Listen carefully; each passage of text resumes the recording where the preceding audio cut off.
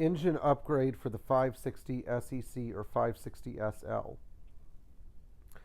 So I see a lot of people that really wish they could build a Mercedes with a Mercedes 560 SEC with an upgraded engine, and some engines that have been considered are the M156 AMG engine, as well as the M119 engine, and of course the M120 engine. I'm going to talk about these three potential engine upgrades. Two of them are a terrible idea, and why one of them is a great idea. So let's begin.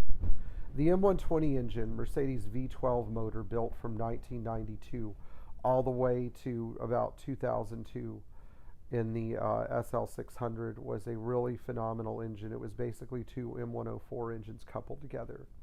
It made almost 400 horsepower, and if tuned properly, it made more than that. But the M104 engine itself had a number of inherent issues that didn't get any better when it was used to build the M120. These included leaking head gaskets, as well as complicated throttle actuator, engine control, and wiring harness issues. Getting the two sides of the engine to synchronize together is still difficult for some mechanics, and doesn't get much easier as Mercedes continues to tighten and squeeze part support for these motors. The M156 engine was Mercedes AMG power plant, and it came in 5.5 liter form.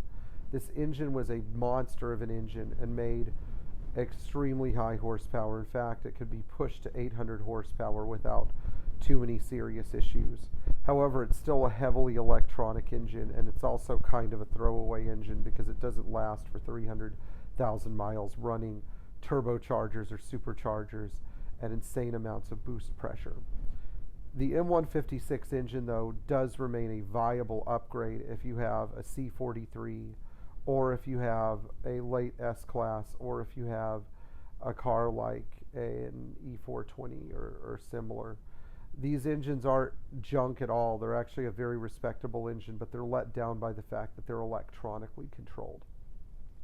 The last option that I really like is the M119 engine, but not the electronic M119.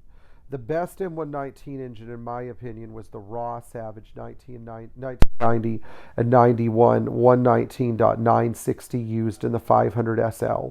These engines used K-Jetronic fuel injection and produced an underrated 330 horsepower. These engines, in fact, were so potent that Mercedes probably underrated the horsepower for insurance purposes.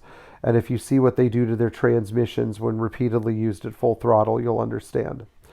I like the 119.960 as an upgrade for a car with an M117 engine because the engine block architecture is the same. The wiring is very similar, even for the ignition systems, and the fuel injection systems are still relatively analog. While they require more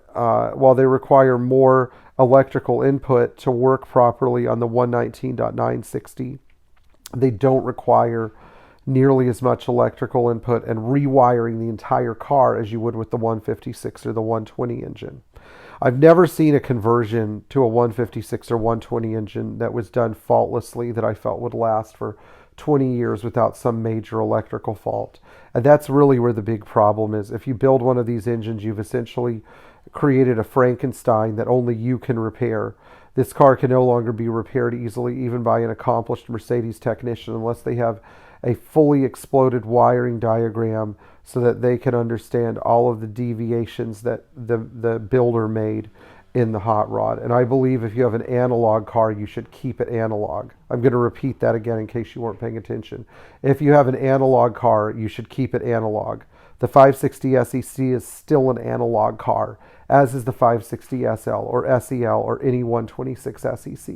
So if you're going to upgrade the car with a better powertrain, try to keep it analog as well. Now, the 117 engine can be pushed to 6 liters and can handle quite a bit of compression, 10.5 atmospheres to 1. You can also turbocharge these engines, albeit this does require some additional modification. Still, a 10.5 to 1 compression, 6 liter 560 SEC with a special forged crankshaft and custom pistons is really a great way to go and can produce well over 300 horsepower in that form. So maybe before upgrading an engine, possibly think of the upgrades that you could do to the original engine in the car. In another video, we're going to talk about electric power and why it's not really a great idea. But in the meantime, this video is only going to cover potential engine swaps for these cars.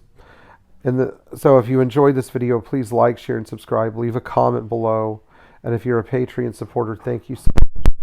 We try to provide you with fun and creative Mercedes information. And if you have a comment or you think that I'm crazy, please let me know below, and I will explain to you why I'm not. Enjoy driving your Mercedes Benz.